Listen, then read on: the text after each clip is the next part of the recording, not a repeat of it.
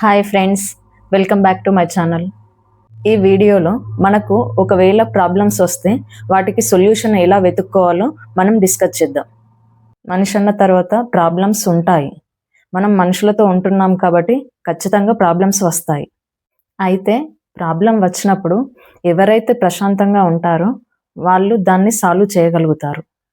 అలా కాకుండా ఆందోళన చెందితే అది సాల్వ్ కాకపోగా ఆ ప్రాబ్లం ఇంకా ఎక్కువ రేట్లు అయ్యే ఛాన్స్ ఉంటుంది.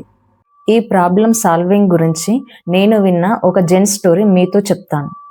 మన లైఫ్లో ఏదైనా ప్రాబ్లం వస్తే దాన్ని ఎంత ప్రాక్టికల్గా చూడాలి అన్నది ఈ స్టోరీ ద్వారా మనకు తెలుస్తుంది.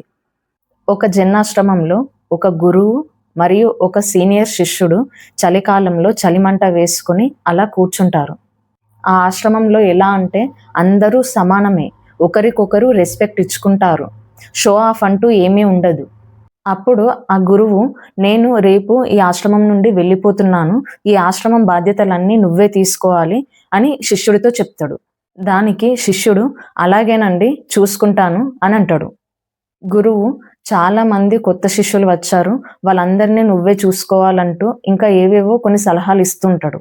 అప్పుడు ఆ శిష్యుడు, మీరు ఈ ఆశ్రమం నాకు అప్పజెప్పాలని నిర్ణయం తీసుకుంటే అప్పజెప్పండి అంతే, ఇంకా నాకేం చెప్పకండి మీరు అని అంటాడు.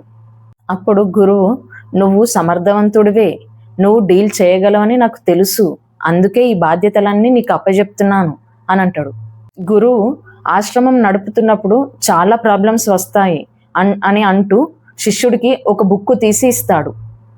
అప్పుడు ఈ బుక్లో ఏముంది గురువుగారు అని శిష్యుడు అడుగుతాడు. నేను వెళ్ళిపోయాక నీకేదైనా ప్రాబ్లం వస్తే ఈ బుక్లో వెతుకు, నీకు సొల్యూషన్ దొరుకుతుంది అని గురువు శిష్యుడితో చెప్తాడు.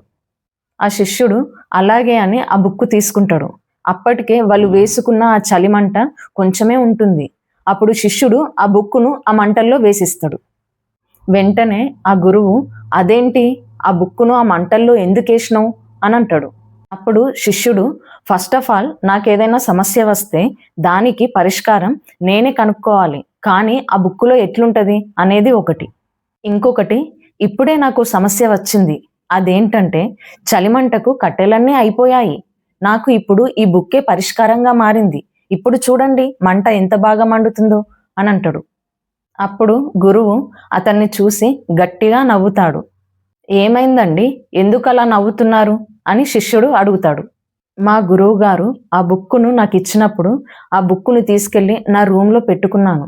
నాకు ఒక సమస్య వచ్చినప్పుడు ఆ బుక్కును తెరిచి చూస్తే అందులో ఏమీ లేదు, అన్ని తెల్ల పేజీలే.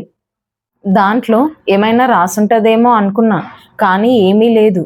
కానీ నువ్వు ఆ బుక్కును మంటల్లో వేసినప్పుడు వచ్చిన వెలుగులా నాలో కూడా ఒక వెలుగు వెలిగింది. ఏంటంటే మనకేదైనా సమస్య వచ్చినప్పుడు మనకున్న మైండ్తో ఆలోచించి ఆ పరిస్థితులను అర్థం చేసుకొని దానికి సొల్యూషన్ వెతకాలి. అంతేకాని దానికి సొల్యూషన్ ఎక్కడో రాసి పెట్టుంటుందని అనుకోవడం అవివేకం అని గురువు అంటాడు. సో ఈ కథను బట్టి మనం అర్థం చేసుకోవాల్సింది ఏంటంటే, నీ సమస్యకు పరిష్కారం ఎక్కడో ఉండదు, దాన్ని నువ్వే తెలుసుకోవాలి.